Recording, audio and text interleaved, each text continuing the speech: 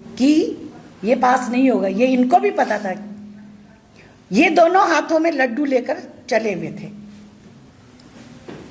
और अब जनता में जा जाकर ये लोग कह रहे हैं कि कांग्रेस पार्टी या विपक्ष के लोग जो हैं नारी शक्ति वंदन अधिनियम के को पास नहीं होने दिया, जबकि खुद प्रधानमंत्री जी ने, हमारे माननीय प्रधानमंत्री जी, जब ये 23 में पास हुआ था, जगह जगह जाकर इन्होंने इस बात का श्रेय लेने का प्रयास किया।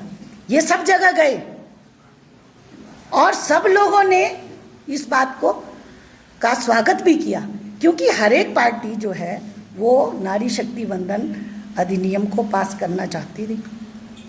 अब इन्होंने कहा कि 2011 का हम लोग जनगणना लेंगे। अगर वही लेना था तो इतनी देरी क्यों? यहां से इनके उस पर नियत और नीति पर इनके शक होता है। क्यों नहीं इन्होंने फिर 2024 में ही लागू किया? हम तो कहते हैं कि ये जो आप नारी शक्ति वंदन अधिनियम जो आप लेके आए हैं, इसको आज लागू करो और वैसे ही लागू करो। 543 सीटों में से आप 33% दे दो। इसमें कहां कौन मना कर रहा है? हमने कहा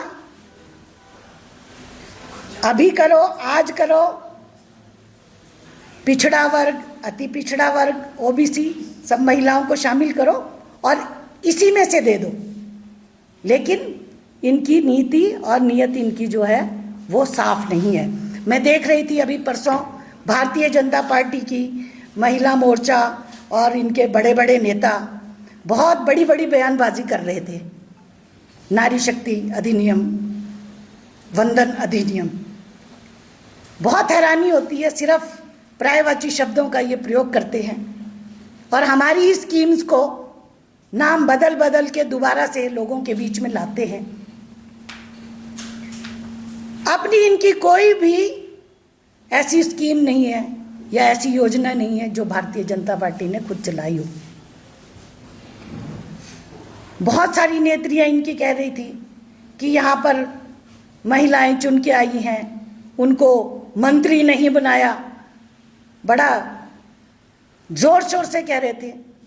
मैं उनसे पूछना चाहती हूँ, आपने, भारतीय जनता पार्टी ने आज तक अपने पार्टी संगठन में कितनी महिलाओं को स्थान दिया? आप बताइए, कितने आपके राज्य में अध्यक्ष बनाई आपने महिलाएं? कितने आपने राष्ट्रीय स्तर पर महिलाएं बनाई? केवल कोरी बयानबाजी। और हमारे कांग्रेस में अगर आप देखेंगे तो हिमाचल प्रदेश में ही 5-5 महिलाएं हमारी कांग्रेस पार्टी की अध्यक्ष रही हैं। राष्ट्रीय स्तर पर हमारी 3-3, 4-4 महिलाएं जो हैं वो पार्टी की अध्यक्ष रही हैं। इससे साबित होता है कि हम लोग हमेशा से महिलाओं को आगे रखकर चलने का काम करते हैं और हम लोगों ने ये साबित भी करके दिखाया। और सबसे बड़ी दुख की बात, जिससे हम महिलाओं की भावनाएं आहत होती हैं, ये लोग ऐसे ऐसे शब्दों का इस्तेमाल करते हैं कि महिला आरक्षण जो बिल पास नहीं हुआ, इसमें भ्रूण हत्या कर दी। इससे हमें बहुत ठेस पहुंची। हम इसकी घोर निंदा करते हैं और मैं कहना चाहती हूं, हमने भ्रूण हत्या नहीं की। हमने भ्रूण को पाला पोसा, पंचायती राज में उनको तैयार किया, 33% आरक्षण दिया जो बाद में 50% हुआ और हमारी बहनें सशक्त होकर पंचायती राज संस्थाओं में अपनी योग्यता दिखा रही हैं, अच्छे से काम कर रही हैं। आपने क्या किया? आप बताइए, आपने क्या किया? इनके पास कहने के लिए कुछ भी नहीं है। और मैं आपको एक वीडियो भी दिखाऊंगी अभी। भारतीय जनता पार्टी नारी शक्ति का हितैषी होने का बड़े बड़े दावे करती हैं, दम भरती हैं। इनकी कथनी और इनकी करनी में रात दिन का अंतर है। और ये तो वही बात है कि हम पहले 543 सीटों को 850 करेंगे, ठीक है, उसके बाद हम आपको 33% आरक्षण देंगे। बताओ कि वो एक बहुत अच्छा आजकल उदाहरण है कि मेरी टोकरी में 543 आम है, मैं आपको तब दूंगा जब मेरे इसमें 850 होंगे, नहीं तो मैं 543 के 543 खुद ही हम लोग खा जाएंगे। तो इनकी इससे मंशा जो है वो एकदम से क्लियर हो जाती है। और हम लोग कांग्रेस पार्टी आज भी पूरे देश की महिलाएं एक मत से मांग कर रही हैं कि जो ये आरक्षण नारी शक्ति वंदन 2023 पास हुआ है, इसको एकदम से लागू करो।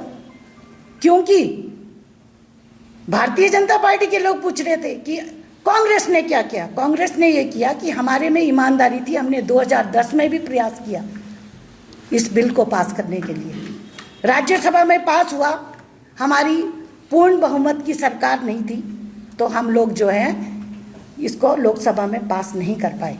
और सबसे बड़ी बात, जब हम लोग पंचायती राज का आरक्षण लेकर आए थे तो हमने व्यापक चर्चा की थी, सारी पार्टीज को हम एक साथ लेकर चले थे, उनसे विचार विमर्श किया, एक मत बनाया, उसके बाद हमने आरक्षण दिया।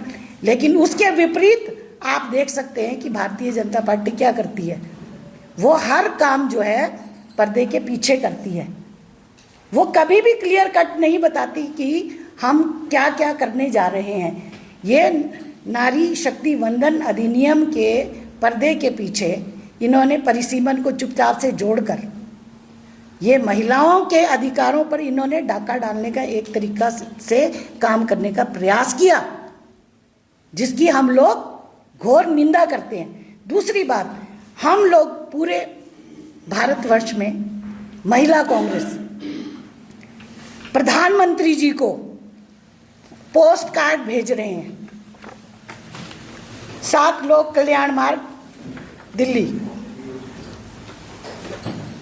हम इसमें उनसे मांग कर रहे हैं प्रधानमंत्री जी से, प्रधानमंत्री जी अगर आप चाहते हैं कि हिंदुस्तान की महिलाओं को आरक्षण मिले, राजनीति में वो सशक्त हो, तो हम आपसे ये मांग करते हैं कि 543 सीटों में से ही 33% आरक्षण पिछड़ा वर्ग, अति पिछड़ा वर्ग और ओबीसी की महिलाओं को आप तुरंत देने का प्रयास करें। अन्यथा हम लोग ये समझेंगे कि आप लोगों की कथनी और करनी में अंतर है।